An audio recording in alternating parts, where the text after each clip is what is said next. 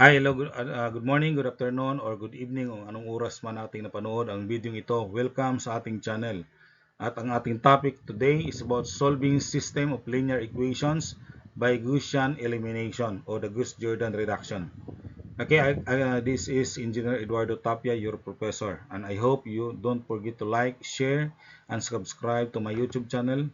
Okay, matuto dapat para sa mga iba pang mga aralin na inyong dapat matutunan in this mathematics field. Okay? Alright, so this is now the Gaussian elimination procedure for solving linear system. Step 1, form the augmented matrix, and that is the element the element A with B. Okay? So yung A, yun po yung magiging coefficient ng atin pong linear system, yung ating coefficient ng mga variables, while B, yun po yung nandun sa right side, yun yung answer of the equation or the other part of the equation. Okay, transform this A, the matrix, okay, to a row echelon form. So you have now the matrix or the elements will become to C. Ibig sabihin na transform na no yung atin pong elements inside dito sa matrix na to by using the elementary row operations. The number 3, solve the linear system corresponding to C, colon B by back substitution or continue until you come up into the reduced row echelon form. Pwede naman din dito na tayo mag-back substitution na kahit hindi pa tayo naka-reduce row echelon form.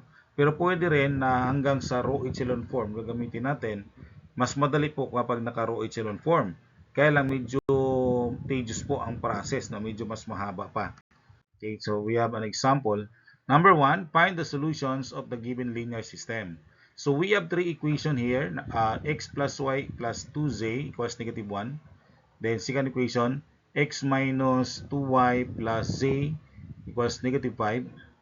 Okay, and 2x plus y plus z equals 3. Okay, so we have here three equations. So this is our equation 1. Okay, this is equation 1.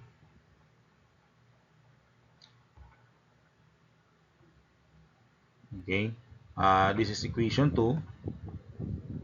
And this is equation 3. Okay, so kita po natin, since mayroon tayong tatlong variables, kaya kailangan natin ng tatlong equations para ma-solve po natin yan. In our previous video, meron po tayong using the elimination method, no?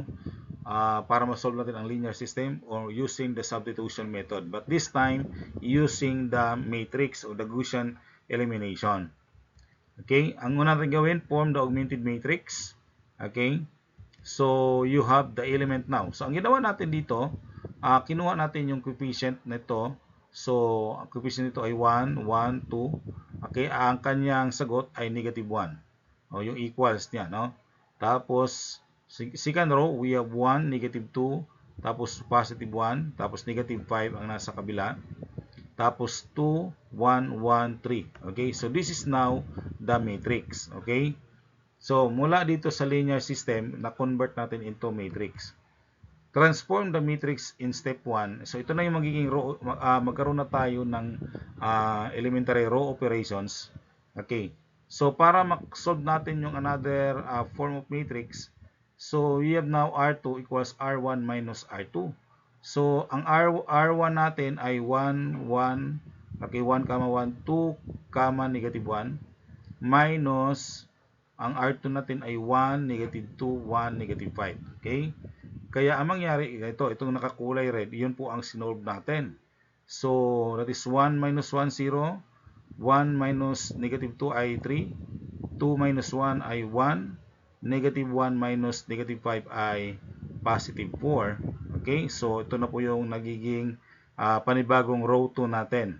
Okay, sunod, okay, yun lang yung kanina. Ito na yung kasunod natin. Row 3 is equal to row 3 minus 2R1. Ang target natin ngayon si row 3 ay maging 0 ito. Okay, maging 0 ito using this the row 1 no? Gamitin natin ang row 1 para maging 0 ang ating unang element dito ng row 3. So, row 3 is 2, 1, 1, 3 minus 2 times the R1, 1, 1, 2, negative 1. Okay? So, kung titingnan po natin, so 2 minus 2 times 1, 2 times 1 ay 2. So, 2 times 2 minus 2 ay 0. Okay, 1 minus 2 times 1, so negative 2. 1 minus negative 2 ay negative 1. Okay, 1 minus negative 4, that is negative 3. And 3 minus 2, that is 3 minus negative 2 times negative 1. So, magiging positive 2 ito, kaya 3 plus 2 nagiging 5. So, ito na po ang ating bagong row 3. Okay? Sunod, targetin natin si row 2. Okay? Ang gagawin natin dito ay para magiging okay, check natin, no? Target natin magiging 1. Yan. Kaya negative 4 R3. So R3 natin ay 0, 1, negative 1, negative 3, 5. So negative 4 times 0. Okay, yan po yun. Tapos minus itong R2, 0, 3, 1, 4. Kaya ang naging bagong R2 natin ay 0, 1, 11, negative 24. No, solve natin yung using these equations. Kaya ito po ang come up nating R2. New R2. Okay? So, yun po yun, no? Sunod, target natin R3. Si R3, target natin maging 0 to. Okay? Kaya, ang ginawa natin, R2 plus R3. Okay, so R2 ay 0, 1, 11, negative 24. Ang R3 natin plus 0, negative 1, negative 3, 5. Okay? So, kapag i-plus lang natin, 0 plus 0, 0. Negative 1 plus positive 1 plus negative 1, 0. 11 minus 3, kaya naging 8. Negative 24 plus 5, and that is negative 19. Okay? So, pwede na po tayong mag-back substitution dito, no? So, pwede na tayong mag-back substitution kasi isa na lang ang element ng Z. Isa na lang to. Okay? So, yan ay step 3, no? Using back substitution. Now, using row 3, 8Z equals negative 19. Therefore, Z is negative 19 over 8. Okay? Sunod, dahil mayroon na tayong Z, masolve na natin ang Y. Using row 2, so you have Y plus 11Z equals negative 24. So Y plus 11 times negative 19 over 8 equals negative 24. So kapag ito, i-multiply natin, magiging negative 209 over 8. Ngayon, pag ilipat natin dito, naging positive siya. So positive 209 over 8. Ang maging sagot natin, Y equals 17 over 8. Okay? Pag using your calculator, or 24 times natin ng 8. So, magiging ano po yan? 24 times 8. So, magiging negative 192. Kaya, pag i-minus natin, kaya naging 17 over 8. No? That's Y. So, mayroon ka ng Z, mayroon ka ng Y. So, using row 1, okay, using row 1, ang x natin, x plus y plus 2z equals negative 1. So, ang y ay 17 over 8. Ang z ay negative 19 over 8. So, equals negative 1. So, solve natin to using this one. So, magiging ito 17 over 8 plus minus 38 over 8. So, magiging negative 21 over 8. Pag ito ilipat natin dito, so maging positive yan. Kaya ang ating x value ay 13 over 8. Ngayon, the solution natin ay x equals 13 over 8, y equals 17 over 8, z equals negative 19 over 8. So, ibig sabihin, yan po yung value natin. No? Next. Pwede rin tayong mag-continue sa reduce row echelon form. Pwede rin naman. So, ito yung kanina, no, na kung saan ay nag-back substitution na tayo. Pero pwede naman natin ipagpatuloy pa to, 'di ba? Kung gusto natin mas madali na lang na magiging 1 ito. Okay?